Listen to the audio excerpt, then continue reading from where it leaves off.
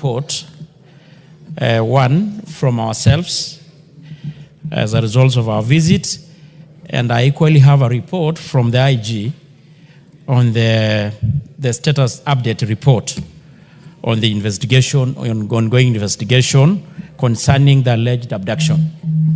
And Honorable Speaker, I want to read a jointly signed report between myself and my colleague, Honorable Nanok, on the status report regarding the visit to the Karen Hospital to assess the condition of Honorable George Koimburi. Following your ruling and the House resolution yesterday on the 27th, during the afternoon sitting, I and Honorable Daniel Nanok, the MP and the chairperson for Parliamentary Broadcasting Committee, undertook the visit to the hospital on behalf of the House. We arrived in the medical facility at approximately 5:30, and upon arrival, we identified ourselves and stated the purpose of our visit, which was to check on the health and the well-being of our colleague, Honorable George Koimburi, as well as to convey the goodwill message of the House and yourself, and to gather any other relevant information that might be useful to us as his colleagues in Parliament. We were asked to wait for a while, and we were kept waiting for about half an hour in the waiting bay, Honorable Speaker, after which we were informed that we could proceed to the third floor. Malindi wards reportedly admitted. But it's good to note, Honorable Speaker, we had to keep reminding them that we were still waiting. At the ward, that is, it has got us a little bit also a waiting area, we encountered 6 individuals who introduced themselves as family members and part of his office staff. Additionally, there were 2 security, security guards stationed at the doorstep, who informed us that it was not possible for us to see the honorable member at the moment. Honorable Speaker, we had to continuously reminding whoever we are getting there who we are, introducing ourselves, and keep reminding them the purpose of our visit, of which they actually confirmed that they were already aware of our intended visit following your communication. We explained that our visit was in accordance with a directive from the House Speaker, and it was purely for the well-being and the effort of our colleagues, but our request was still declined. Undeterred, we requested to speak to the doctor in charge, hoping to at least obtain a medical update. Unfortunately, this effort did not bear fruit either, as we were told the doctor was unavailable at the time. We were then introduced to a senior nurse who was on duty and managing the patient care in the ward. The nurse politely informed us that it will not be possible to see honorable member during our visit due to a medical advice and privacy consideration. And in fact, we were told that he was undergoing a procedure. The senior nurse did, however, assure us that the honorable member was in stable condition and was receiving the necessary medical care, while we were not able to see him physically. And he was, but he said that he was in stable condition. Honorable Speaker, because that is all, and we had no option other than to leave the place. We actually had to kind of, until even my colleague was like telling me we cannot push ourselves more further. It's like the people who were there, Honorable Speaker, were actually kind of looking at us with a lot of suspicion, as if we were there for other reasons. And we, despite that, we keep assuring them that we just wanted to get the update of his well-being. So in regards to our visit, Honorable, that is all we had to say. So in summary, we were declined the entry. And it's good to note, Honorable Speaker, we were not the only one. I think there were other members also who were declined. But it's also good to note that a few hours before our visit, we saw a media briefing from some other political class who was allowed the entrance, and actually issued a press brief So I don't know why it is always a coincidence. When members probably from our side try to visit, they are always denied. Honorable Speaker, on the part of the IG, the National Police Service, I've got two sets of statements here with me. One which was written yesterday, and the other one was written today. And for the purposes of record, I want to start with the one on the 27th, which gave a chronology of events since the alleged abduction of our colleague. Honorable Speaker, the National Police Service wishes to provide a comprehensive update on the ongoing investigation into the alleged abduction of George Koimburi, Member of Parliament for Juja constituency. On Monday, 26 May, the attention of the National Police Service was drawn to an amateur video circulating on social media, mainstream media, purportedly showing the Member of Parliament abandoned at a farm in Juja. Police officers from Juja swiftly responded, visiting the alleged scene and thoroughly documenting the area. Upon comparing its vegetation and road dimensions at the scene, which those in the video, it was established, Honorable Speaker, that the two did not match. During the questioning, Moses Karaoke, the caretaker of the coffee farm, which is owned by Jimmy Wanjigi, stated that he had not witnessed such an incident. The officers then proceeded to the Plainview Hospital in Ruiru, where the Member of Parliament had reportedly been taken for treatment. They confirmed that the vehicle used to transport him, registration number KCJ 660P, belonged to Honorable George Koimburi and was driven by Frida Njeri, who was also the first responder at the alleged crime scene. The hospital did not disclose the nature of the treatment or first aid administered, making it difficult to assess the extent of the alleged injury. Meanwhile, specialized team from DCI headquarters, supported by the forensic expert from the National Forensic Laboratory, were promptly deployed to the scene to conduct other examination, gather critical evidence, and establish the circumstances surrounding the alleged abduction.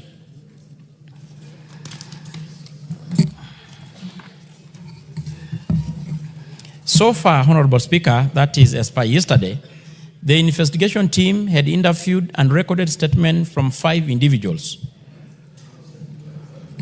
and which were expected to provide the account. This progress underscores the National Police Service commitment to uncover the truth regarding the abduction allegation with the highest standard of professionalism and diligence. We will continue to pursue all leads, analyze forensic evidence, and ensure that any perpetrators are brought to justice. Additionally, Honorable Speaker, it is important to note that Honorable George Koimburi has been under investigation for a land fraud case, and the Office of the Director of Public Prosecution had already issued consent for his prosecution.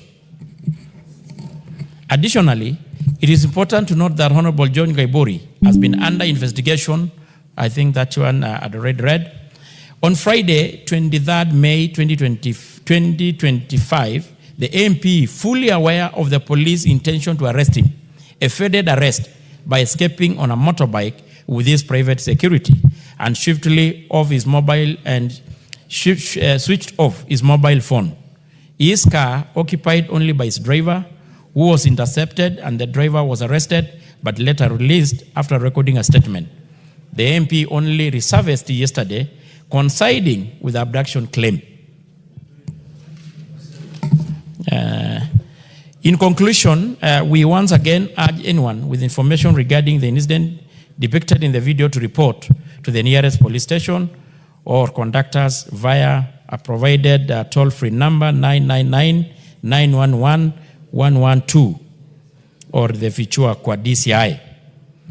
In conclusion, Honorable Speaker, the IG state, we assure all Kenyans that we are committed to conducting this investigation with the utmost diligence to uncover the truth behind the allegation. Further update will be provided as investigation progresses.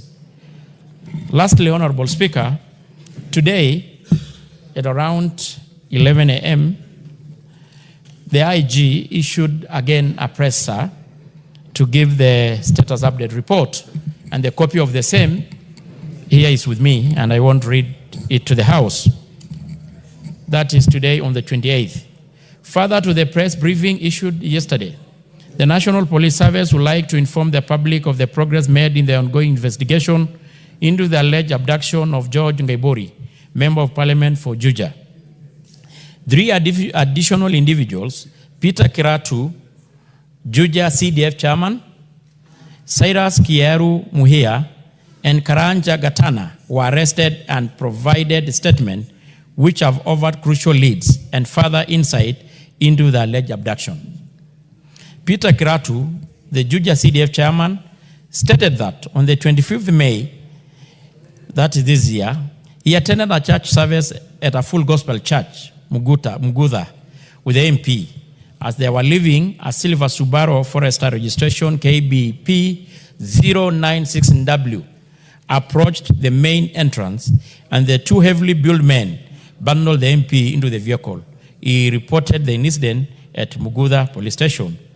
Additionally, on the 26th May, he received a call from the MP's daughter, Wanjiru, informing him that the MP had been found in a coffee farm in Juja. They then took the MP to Plainview Hospital, Ruiru, for the first aid before he was referred to Karen Hospital for further treatment.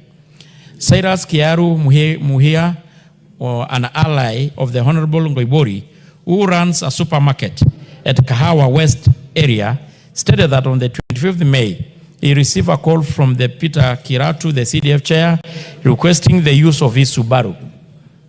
Speaker, I think this is a very important statement.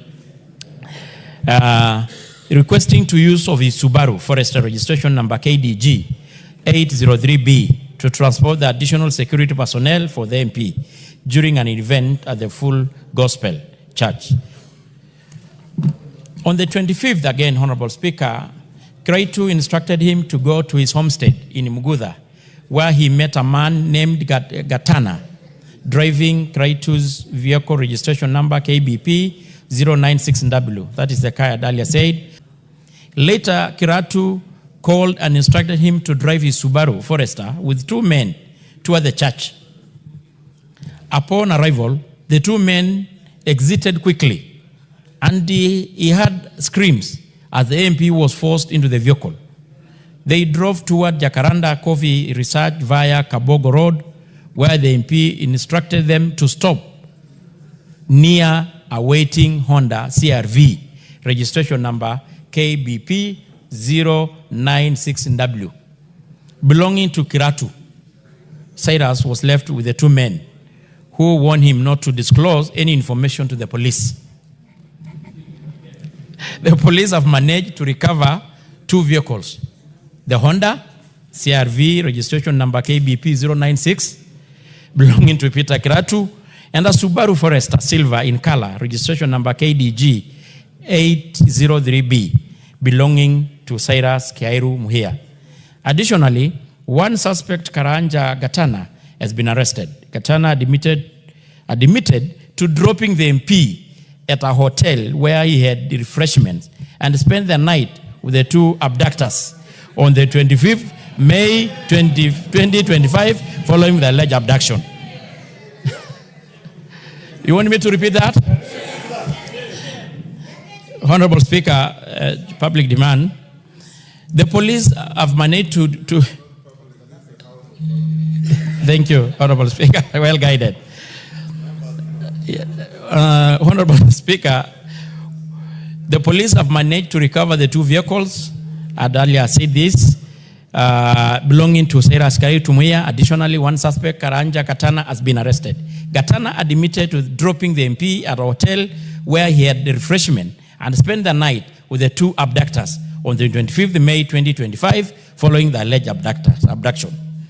He added that on the 26th May 2025, while using Kraitu's vehicle, he had picked up the MP from the hotel and took him to the scene where they claimed he had been dumped.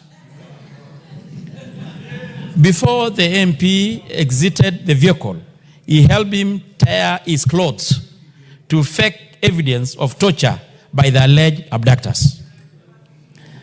The National Police Service further appeals for the public's continued support and encourages anyone with information that may assist the investigation to report it to the nearest police station or through our toll-free number 999-911-112 or the Fichua DCI 0800722303.